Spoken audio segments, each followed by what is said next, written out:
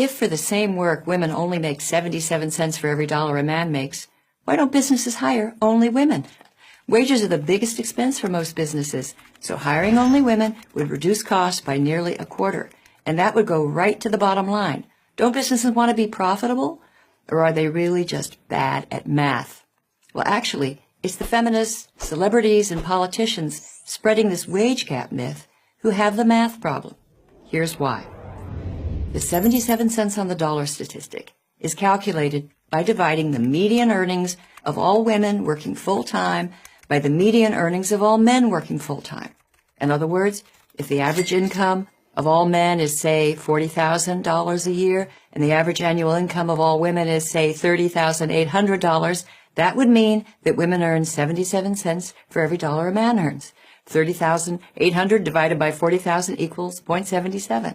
But these calculations don't reveal a gender wage injustice, because they don't take into account occupation, position, education, or hours worked per week. Even a study by the American Association of University Women, a feminist organization, shows that the actual wage gap shrinks to only 6.6 cents when you factor in different choices men and women make. And the key word here is choice. The small wage gap that does exist has nothing to do with paying women less, let alone with sexism. It has to do with differences in individual career choices that men and women make. In 2009, the U.S. Department of Labor released a paper that examined more than 50 peer-reviewed studies and concluded that the off-cited 23-cent wage gap may be almost entirely the result of individual choices being made by both male and female workers. Well, let's look at some of those choices. Georgetown University compiled a list of the 5 best-paying college majors and the percentage of men and women majoring in those fields. Number 1 best-paying major, petroleum engineering, 87% male. Number 2, pharmaceutical sciences, 48% male. 3, mathematics and computer science, 67% male. 4, aerospace engineering, 88% male. 5, chemical engineering, 72% male. Notice that women outrepresent men in only one of the 5 top-paying majors by only a few percentage points. Now consider the same study's list of the 5 worst-paying college majors. Number 1, counseling and psychology, 74% female. 2, early childhood education, 97% female. 3, theology and religious vocations, 66% male. 4, human services and community organization, 81% female. And 5, social work, 88% female. Here, it's the women who lead in all but one category. Even within the same profession, men and women make different career choices that impact how much money they make. Take nursing, where male nurses, on the whole, earn 18% more than female nurses. The reason? Male nurses gravitate to the best-paying nursing specialties, they work longer hours, and disproportionately find jobs in cities with the highest compensation. Now here's how one expert on nursing compensation, Professor Linda Aiken of the University of Pennsylvania, sums up the data.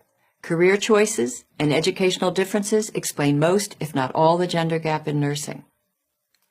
The Department of Labor paper concluded that once these differences are accounted for across all professions, the unexplained wage gap is somewhere between 4.8 and 7%, almost identical to the 6.6 percentage gap found by the AAUW. But why is there any gap at all? No one knows for sure, as both the AAUW and the Labor Department concede. There are so many variables that drive wages that no single study can cover them all. Few wage gap studies control for variables such as dangerous work environment. Men are vastly overrepresented, for example, on oil rigs. And here's another variable. Men are more willing and able to work long hours without advance notice. According to Harvard economist Claudia Golden, even if 2 lawyers have the same education, same specialty, and work the same number of hours, firms pay more to someone who is willing to always be on call and ready to be in the office when the firm needs them, as opposed to wanting a more regular schedule. This isn't sexism. It's just common sense. With more realistic categories and definitions, whatever wage gap remains would certainly narrow to the point of vanishing. So it seems that business leaders aren't bad at math simply because they don't only hire women. Those who claim that for the same work, women earn 77 cents on the dollar compared to men, on the other hand, are not merely bad at math, but at telling the truth. I'm Christina Hoff Sommers of the American Enterprise Institute for Prager University.